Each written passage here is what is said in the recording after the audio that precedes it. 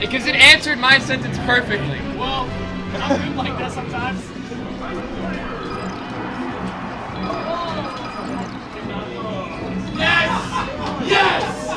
All right, so we have Nakamaru versus dizzkidboogie, Captain Falcon versus Ice Climbers. This should be a pretty fun matchup. Captain Falcon is actually a really good character against Ice Climbers, for those who don't know, because he's one of the few characters that can pressure Ice Climber's shield safely, because he just jumps in there with the knee and he doesn't care about the double shield lag and stuff. Knees and stomps, they just work so well, and he can combo them so easily. However, this kid's a really freaking good player. What's that? How much is it? Yeah. We're doing Naka versus dizzkidboogie. And so now I'm going to be joined by D20. He is from Pittsburgh. I can't do Scar's voice. Can you hear me? You talking to this?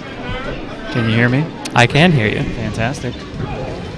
So, this DizzKid showed up to Mole last night. I saw on stream. I was not watching, but and he took some names, and he's looking to take some names here today as well. I think he's already. Did he win Mole? Or did he? Yes, he did. Yeah. Okay. He won a very close series of sets with Voodoo Gen. They were all very close, and I think we're gonna see. That's pretty sweet. See that matchup again later today. Well, I think they were just playing a little while ago. I don't know if they're gonna play even more. Probably. That's how Jacob always is. He's any chance he gets to play somebody who he thinks he can beat, he just plays against them nonstop. Nice. So I got a question for you. All right. What do you think of this format for a tournament, or not a tournament, but rather just a community gathering? I definitely think it's cool because it's unique, and there's not much like innovation in Smash outside of like the actual gameplay. Lately, like it's just kind of bigger and bigger tournaments, but they're all the same format. You know what I mean? And so I think it's cool trying out different rule sets and different like formats like this. So I think it's a neat event. I think that the venue is pretty cool. Like getting the food and stuff with our venue. Oh, the handoff. Yeah, we're playing out in a public place, which is something that we don't usually. We're usually locked away in our own little world. Yeah, it's pretty cool. The thing I like is this really gives new players a chance to really push themselves, challenge themselves. Yeah. And really, the sky's the limit as far as what type of matchup. These handoffs are sweet. So I believe this match was agreed to with no wobbling, and DizzKid just showed us that he really doesn't. Yeah, I mean, doesn't really need it. That was the first thing that stood out to me. Like, I've seen plenty of Ice Climbers who like all they do is wobble, and like you can tell that whenever they're unable to wobble, they're real bad. But DizzKid, his solo popo is pretty good. I was incredibly impressed with his solo popo. And he's got all sorts of chain grabs under his belt. He doesn't need the wobbling. But of course, if you let him wobble, he's going to use it. For those who play Magic out there, there's like the Johnny, the Timmy, and the Spike. Right. I'm pretty sure DizzKid is full 100% Spike. Which one? Remind me which one Spike is? That's the just want to win at any cost. Oh, okay. Yeah. Johnny's the like win in like your own style or whatever, and then Timmy's like win with big creatures. Oh yeah, play the dragons. Yeah.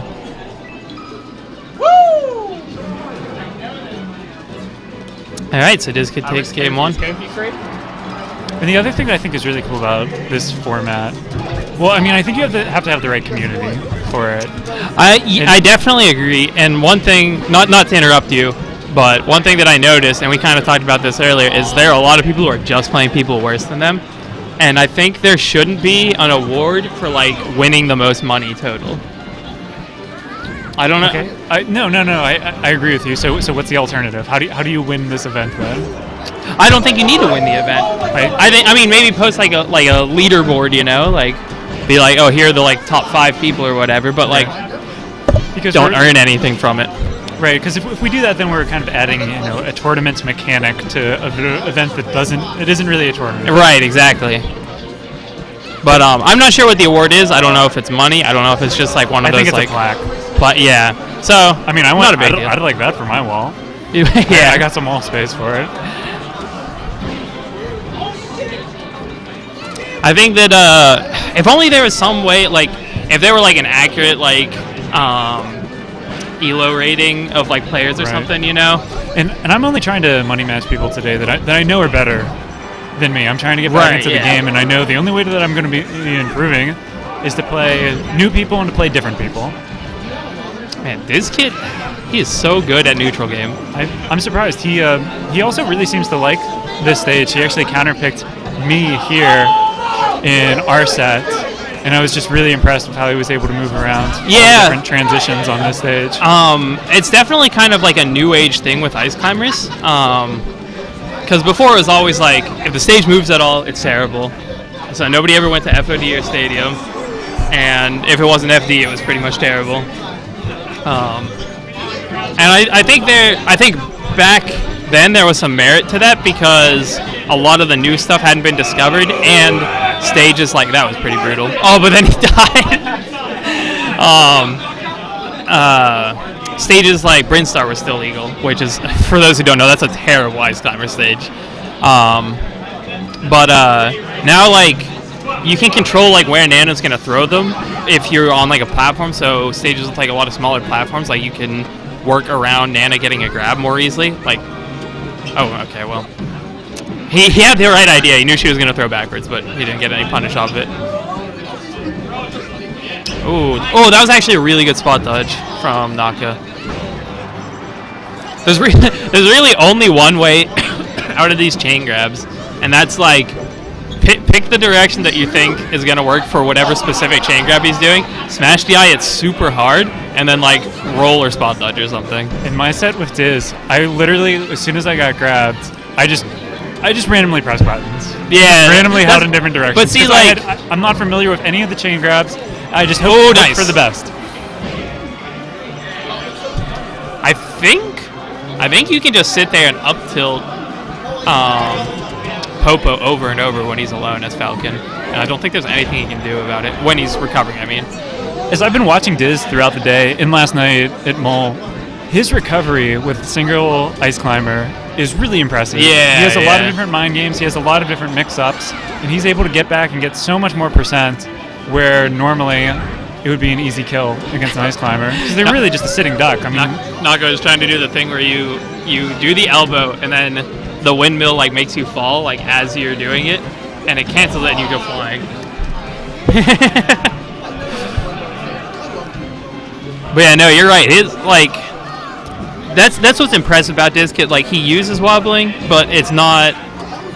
He doesn't neglect other parts of his gameplay because he wobbles. And I feel like a lot of newer ice climbers, I feel like a lot of newer players in general fail to do that, you know, like, whether it's wobbling or whether it's like Sheik's tech chase game or whatever, you know, like they pick something and they get really good at it. And you see these people who are like, holy shit, how is this guy so good at, you know, I don't know, what's an example, like Mewtwo came like chain throwing people with Marth, you know, like how did this guy get so good at this? But then you watch Mewtwo King play the neutral game, and all he does is he runs to the ledge, and you're like, oh, okay, so, you know, he still has big flaws in his gameplay. But that is one of the things that's really interesting about Smash, though, is, like, nobody has time to get perfect at everything, you know? And as a result, like, even at, like, really high levels of play, like, individual styles and strengths and weaknesses develop, like, separately from the characters that they're playing, which you don't see that a lot in wow, and that was pretty sweet. It was. Diz and Naka both having a good time over there. Diz randomly gets very serious. Yeah, So he's having fun one moment, and actually it was throwing me off because I was playing with him and was joking, trying to have a conversation, and then all of a sudden he gets like super serious.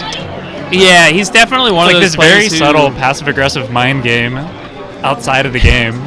I don't think that's the intent, but Well, it was working. have you like heard like the left brain right brain theory? So let me see if I can remember. The right brain is the creative side.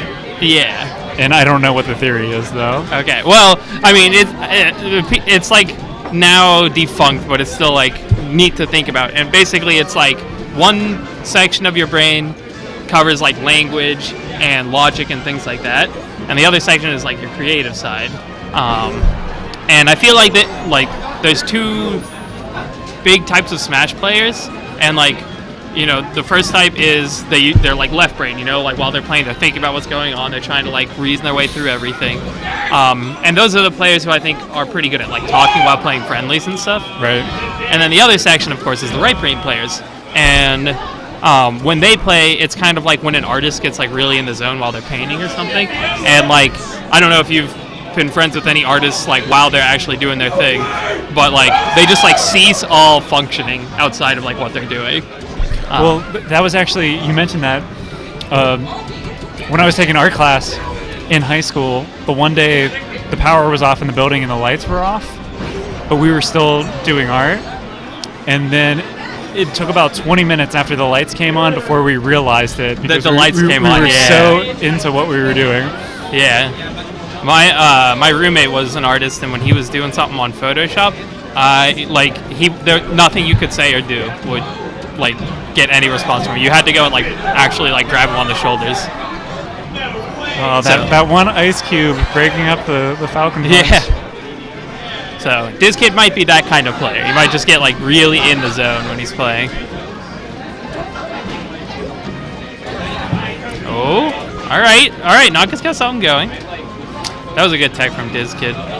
One of the tough things about tech chasing ice climbers is that like Popo can always tech back towards Nana, and it becomes pretty hard to follow it up. Because what happens is like you'll jump in with an attack to punish the tech roll, and you hit Nana.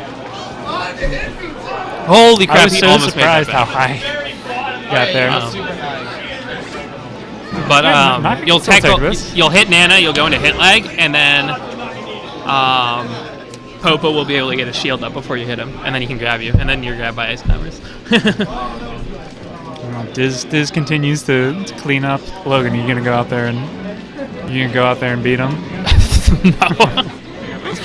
Dear God, no. All right, I'm gonna try to get some from friendly matches. I'm gonna leave you here, Logan.